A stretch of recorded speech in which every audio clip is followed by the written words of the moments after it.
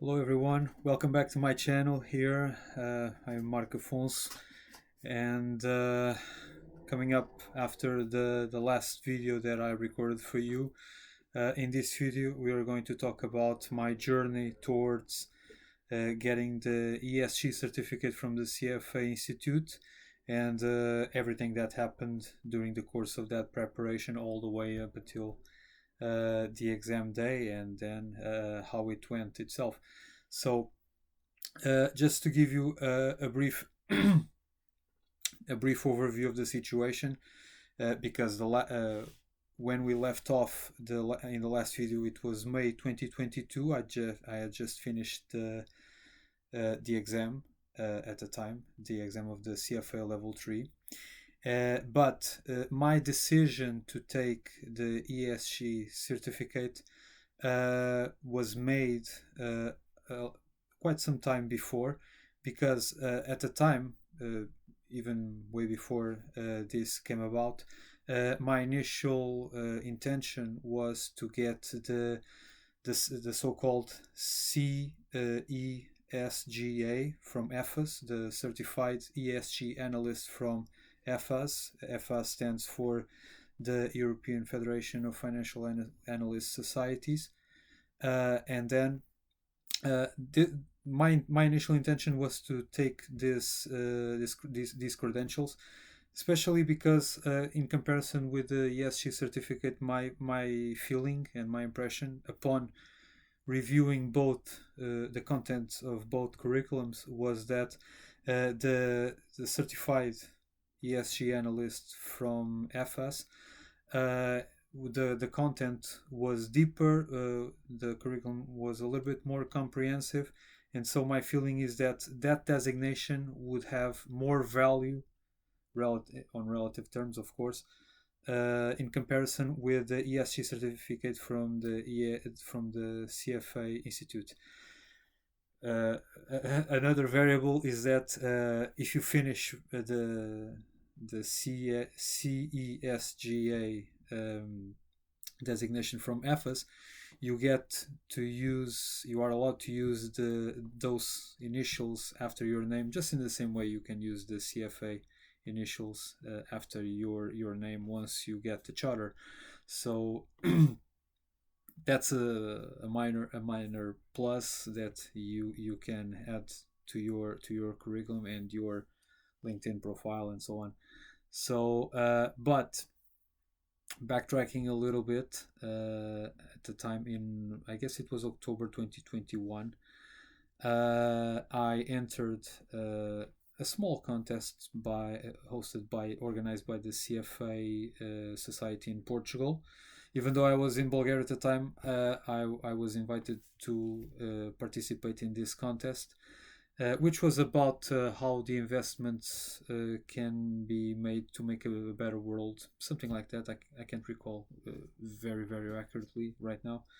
And fortunately, I was among the three winners that entered into the contest and ended up winning. And so there were two prizes to choose from, either an electric kick scooter or a free registration for the ESG certificate.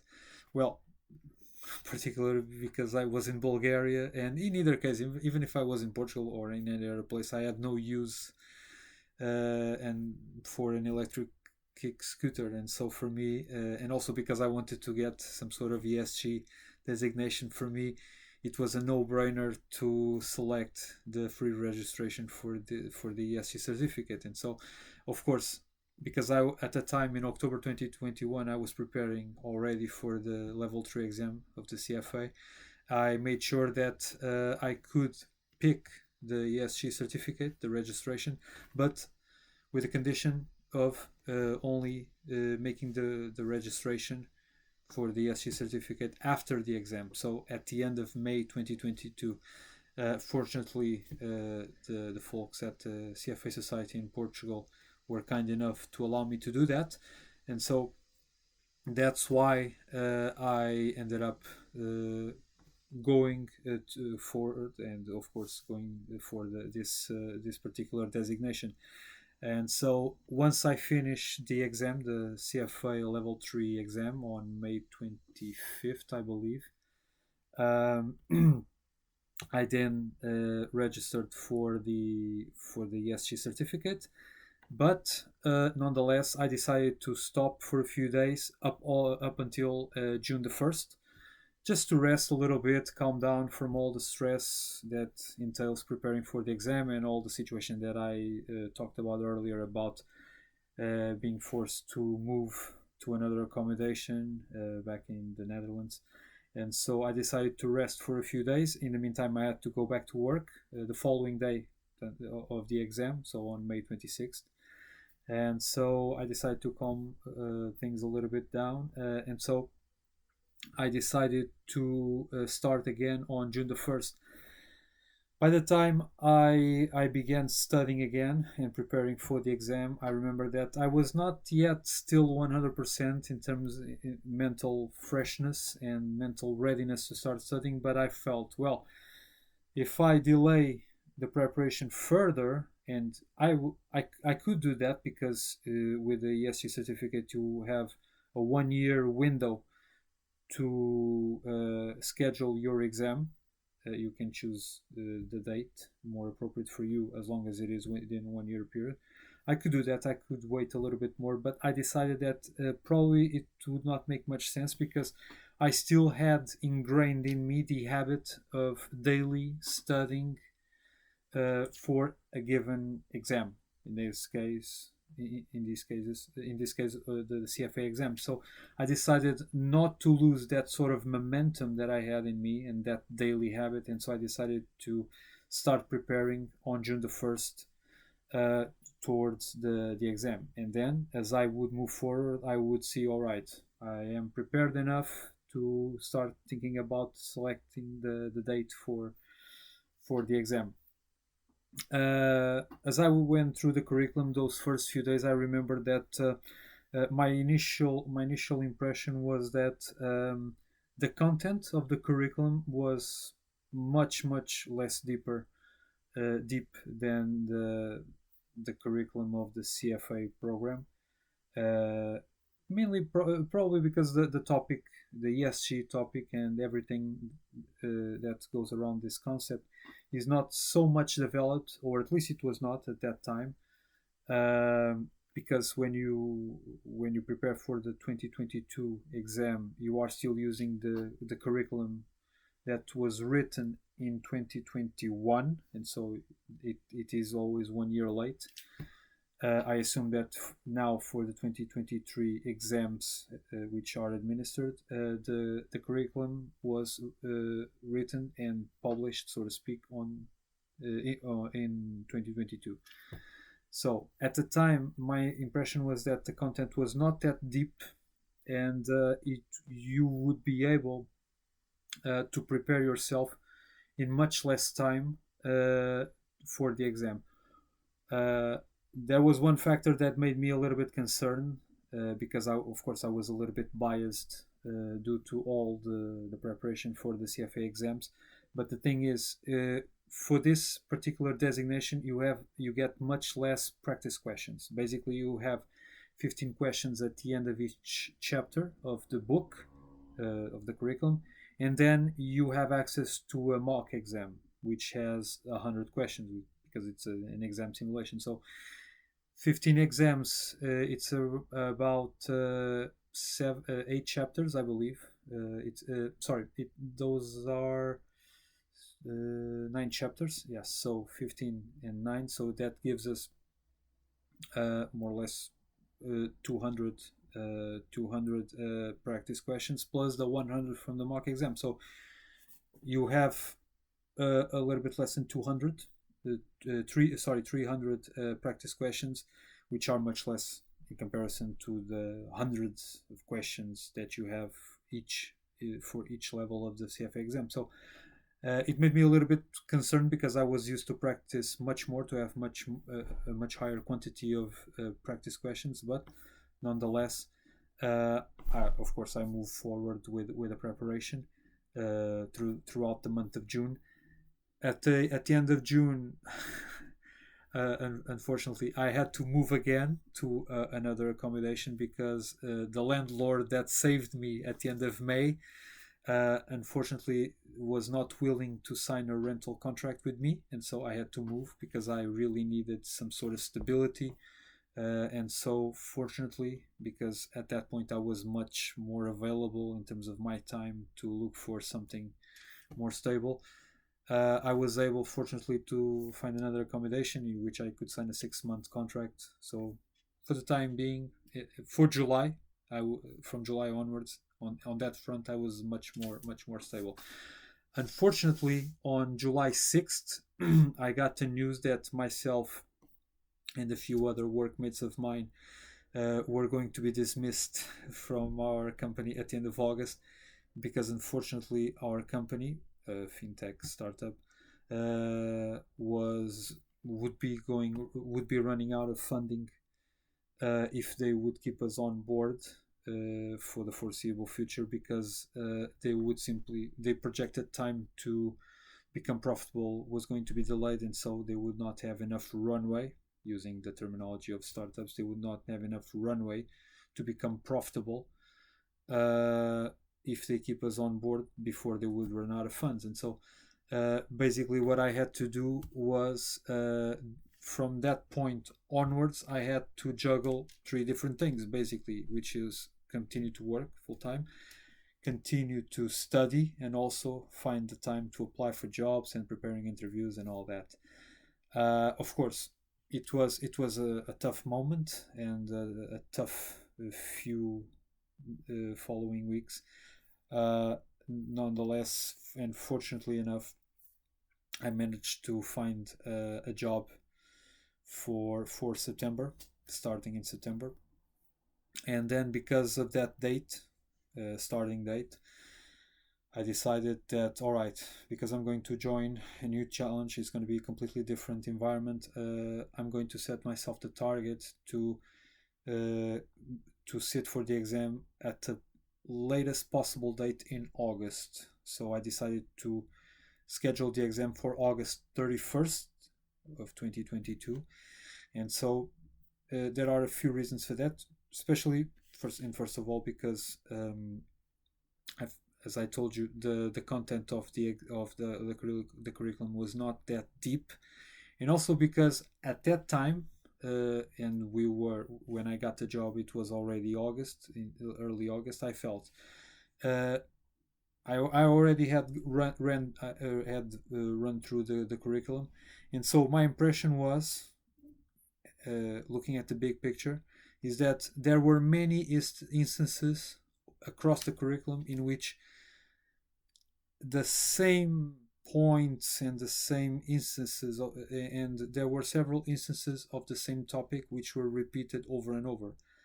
Duplicates, triplicates, triplicate instance of the same topic.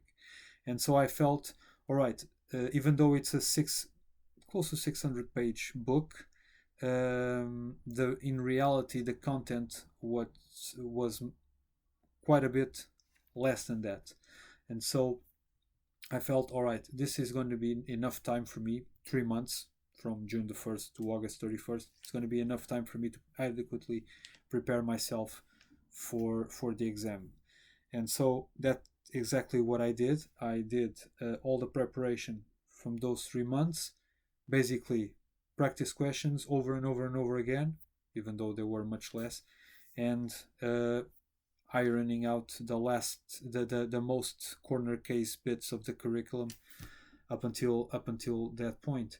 And you also, after doing the CFA program, you are so prepared to delve into complex topics and study them and try to understand them, that trying to work with a less complex curriculum and much less deeper topics, uh, those are relatively easier to digest, and so you need less time to assimilate all those concepts. And I remember that uh, of course, when you go to the exam, and in my case, of course, I still felt that the exam was, of course, it still made me nervous, but going in the exam day, I felt that the exam itself was not that difficult. I was a little bit pressed for time because still it has those are 100 questions to be answered in 2 hours and 20 minutes, I believe. But still, you have you have some time, but you still have to work quickly. And some of the questions were a little bit more difficult, and other ones were little bit easier. Overall, the exam is, I have to say, is not that difficult, especially after you do the CFA, you work through the CFA program. Uh, I, one big, somewhat significant minus for me was the fact that there were a handful of questions, yeah, 4 or 5 probably, which were an exact translation or an exact transcript of some of the practice questions which were in the mock exam. I think this is not appropriate. It devalues a little bit the value or the worth of the certificate, because basically you're not supposed to have the same questions in the actual exam that you would have in the mock exam, right? Uh, but still, I believe that looking at the exam overall, it would not make that much of a difference, because you still have to learn the curriculum. You still have to understand the topics in order to tackle the exam successfully. Those 4 or 5 questions will not make much of a difference. And so one of the good things that the exam has in comparison to the CFA exam is that you get the result on the spot. You don't get the detailed result, meaning if you performed better or worse in a given topic. You just get the pass or failed result, and you get it on the spot. But overall, yeah, in terms the curriculum has some topics which come up over and over again. For example, the topic that if you are integrating ESG into your investment decisions, most of the time you will get a bigger concentration in your portfolio. It becomes less diversified. For example, this is just an example. This is a topic that occurs several times in the curriculum, and also in other topics. For example, the topic of stewardship and engagement.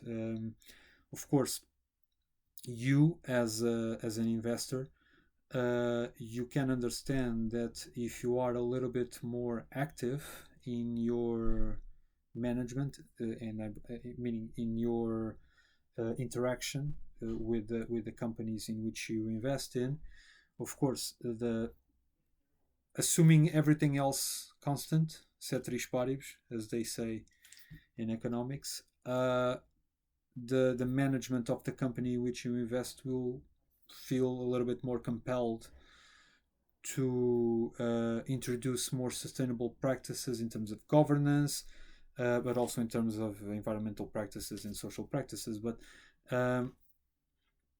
and of course, if they don't do as you expect, you have other forms of making your intentions and your beliefs known, like escalating to other forms of communication.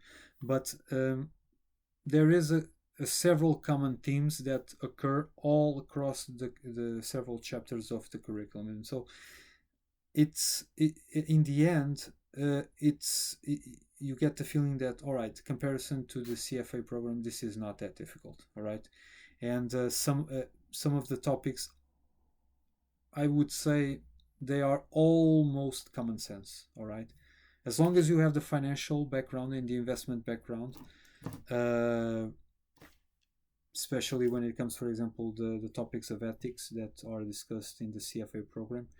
Those types of concepts will be much easier for you to grasp. And yeah, of course, in this case, I cannot speak for the other certification, the certified ESG analyst. Uh, my opinion about it was simply about based on looking at the curriculum, the content, just an overview.